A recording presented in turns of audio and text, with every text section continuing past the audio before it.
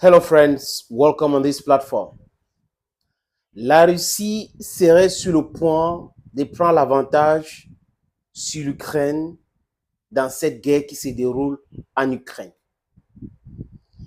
Bon, le t-shirt, si vous voyez les amis, vous avez vu, Happy Saint Valentine's Day, quoi.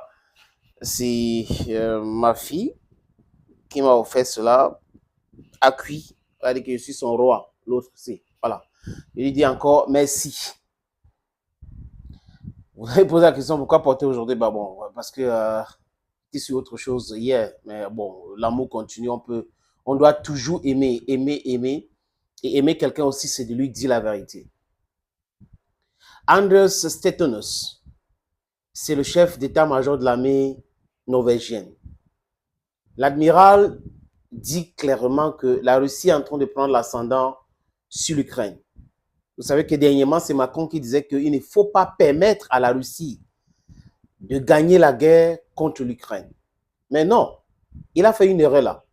Il devrait plutôt dire qu'il ne fallait pas permettre à la Russie de gagner la guerre contre l'OTAN.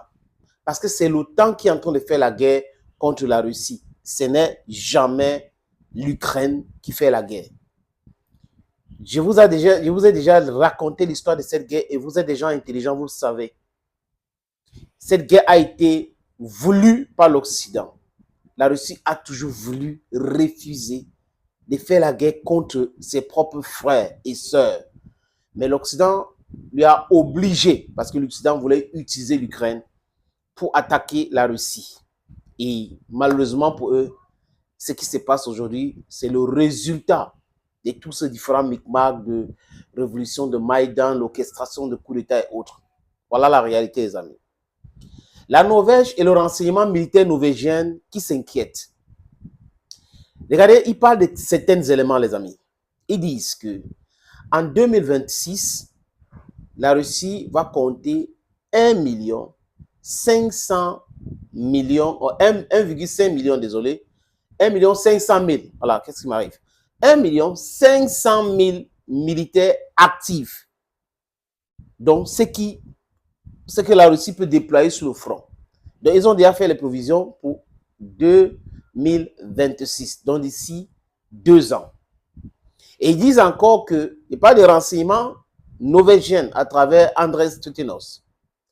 Les Russes sont en train de produire les armes à l'échelle industrielle, une quantité énormissime. Et la quantité de munitions que la Russie est en train de produire localement aujourd'hui inquiète les pays de l'OTAN. Vous avez vu la peur qui les a envahis l'autre jour quand Donald Trump a dit quoi? Que lui, en tant que président, avait fait ci, fait ça, et ça avait fait peur aux Européens qui avaient commencé à payer les dettes vis-à-vis de l'OTAN. Donc les gens veulent la sécurité, mais ils ne payent pas pour la sécurité. C'est pour venir piller l'Afrique, c'est trop facile pour eux. Pourquoi ils n'ont pas accepté d'intégrer la Russie au sein de l'Union européenne et l'OTAN? C'est parce qu'ils avaient le plan. C'est ce que Vladimir Poutine a conclu avec Tucker Carlson. D'attaquer la Russie, de balkaniser la Russie comme les États-Unis ont balkanisé l'Europe. Ils ont coupé l'Europe en petits morceaux. Et l'Europe, c'est un continent brutal. C'est un continent qui a toujours fait la guerre à son sang. C'est pas moi qui le dis. Je cite le monsieur qui a assassiné Gaddafi, Nicolas Sarkozy, à la commission des affaires étrangères au Sénat. Quelque chose comme ça.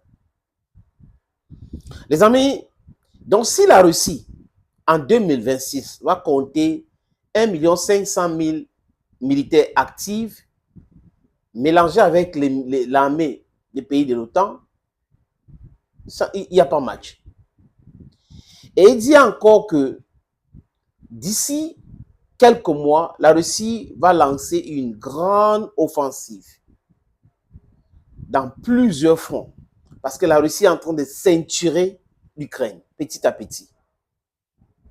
C'est le renseignement militaire norvégien qui le dit clairement, les amis. L'admiral Andreas Stefanos, c'est lui qui est le patron qui a fait toutes ces déclarations-là. La puissance de feu entre la Russie et l'Ukraine, actuellement, même les Ukrainiens le disent, c'est 1 contre 15. Poutine vous a dit, et nous a dit aussi pourquoi il faut négocier. Mais certainement aujourd'hui à ces conditions, parce que c'est comme ça la guerre. Si vous négociez au début, il y a des choses que les gens ne vont pas considérer parce qu'ils n'ont pas perdu les hommes. Mais si vous venez après négocier, où il y a mort d'hommes, il y a beaucoup de destruction, les intérêts changent. Le gain territorial et autres ne peut pas être mis en difficulté ou sur la table, je veux dire, des négociations. Parce que là, c'est autre chose. Vous devez négocier sur ce qui reste, pas sur ce qu'on a déjà. Vous voyez un peu que c'est cette complexité. Les Occidentaux, on pensait à un moment donné qu'ils contrôlent le monde et qu'ils devraient contrôler le monde pour toujours. Mais aujourd'hui, ça les échappe. Qu'est-ce que les Norvégiens disent? Qu'ils constatent aujourd'hui que les dictatures au monde entier sont de plus en plus soudées contre les démocraties. Qu'est-ce qu'il dit dictature, les amis? En fait, de façon globale, il est en train de parler, ou le renseignement norvégien parle du Sud global. Le Sud global qui refuse in toto to enter into any compromise with the West because the West is not an example. Et là, bam, c'est un problème grave. C'est un problème grave au point où c'est les démocraties contre les dictatures. Donc, dans la dictature, on met la Russie, on met la Chine, on met la Corée du Nord, on met les pays africains, on met les pays de l'Afrique, de l'Amérique du Sud. C'est exactement comme ça que ces gens-là fonctionnent.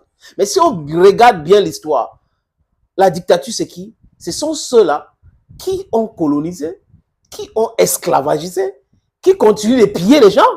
C'est ça la dictature. Ça veut dire que vous venez avec la force brute, la force inouïe, vous imposez, vous dictez les choses aux gens, vous les volez, vous les spoliez, vous les pillez, et vous pensez que vous êtes des démocraties. C'est de la démocrature. Les amis, en fait, la peur donc a changé de camp. Quand vous voyez des gens qui sont en train de répéter comme des perroquets, il ne faut pas que la Russie gagne, il ne faut pas que la Russie gagne. On a trouvé un terrain d'entente avec Viktor Orban et les 50 milliards qu'on devait envoyer à l'Ukraine. Oui, c'est bon maintenant. Mais de l'autre côté, ils oublient de dire que si les Américains arrêtent d'aider l'Ukraine, c'est la fin. L'Europe ne peut rien. L'Europe n'a pas la capacité financière militaire pour faire face à la Russie. C'est pour cette raison qu'il y a cette synergie des pays dits démocratiques avec des leaders dictatoriaux, les amis, des dirigeants, pas les leaders, c'est les dirigeants dictatoriaux qui imposent tout par la force, mais qui prétendent être des grands démocrates. C'est fini, c'est cuit. C'est cuit. Et la Russie donc est en train de se préparer au niveau de Saint-Pétersbourg, Leningrad.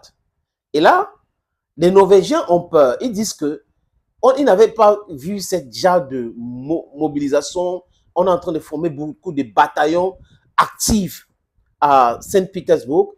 Et vous savez que Saint-Pétersbourg a une frontière avec les pays baltes et tout au long la Finlande. Et donc, ces pays-là se disent, mais quelqu'un est en train de se préparer dans son pays. Les bataillons, c'est dans son pays, à Saint-Pétersbourg. Mais ça fait peur. L'autre jour, le Federal Security Bureau, FSB, qu'est-ce qu'ils ont fait? Ils ont attrapé quelqu'un qui était en train d'aller saboter un agent ukrainien, un agent de service secret ukrainien, qui était en train d'aller saboter, mettre l'incendie dans un centrale à l'électricité à Saint-Pétersbourg. On l'a filmé, on l'a arrêté. Donc, si les gens sont en train de se préparer dans leur propre pays pour leur sécurité, pourquoi est-ce que ça vous inquiète? Quand les Norvégiens s'activent avec les Américains pour faire leurs exercices militaires, la Russie n'a jamais parlé de ça. Mais quand les Russes font la même chose, ça devient un sujet à palabre. Pourquoi ils font ça? Pourquoi ils doivent se mobiliser au niveau de Saint-Pétersbourg? Donc, si les Russes mangent, ça pose un problème aux Norvégiens et ça pose un problème aux Otaniens. Si les Russes sont affamés, c'est une bonne nouvelle pour les Otaniens. Et franchement, les amis, nous le savons et nous le disons ici depuis longtemps, que la force de l'Ukrainienne seulement, c'est les attentats. Le truc est clair. Mais la guerre sur le terrain, avec les Otaniens, ça a été prouvé, les Russes sont plus forts. Et Andrés Stefanos dit que si il y a une guerre entre la Russie et l'OTAN, la Russie aura trop d'avance. Parce que la Russie, en termes de technologie, en termes de tests de ses armes, la Russie a eu un champ en Ukraine pour tester ses armes, pour faire toutes ces choses-là. Donc, ça sera plus compliqué pour les OTANiennes. Et la Russie aura un ascendant sur les pays de l'OTAN. Voilà donc, en quelques mots, les amis, les déclarations de renseignements militaires norvégiennes au sujet de la guerre en Ukraine. Thank you, friends. Thank you again and bye-bye.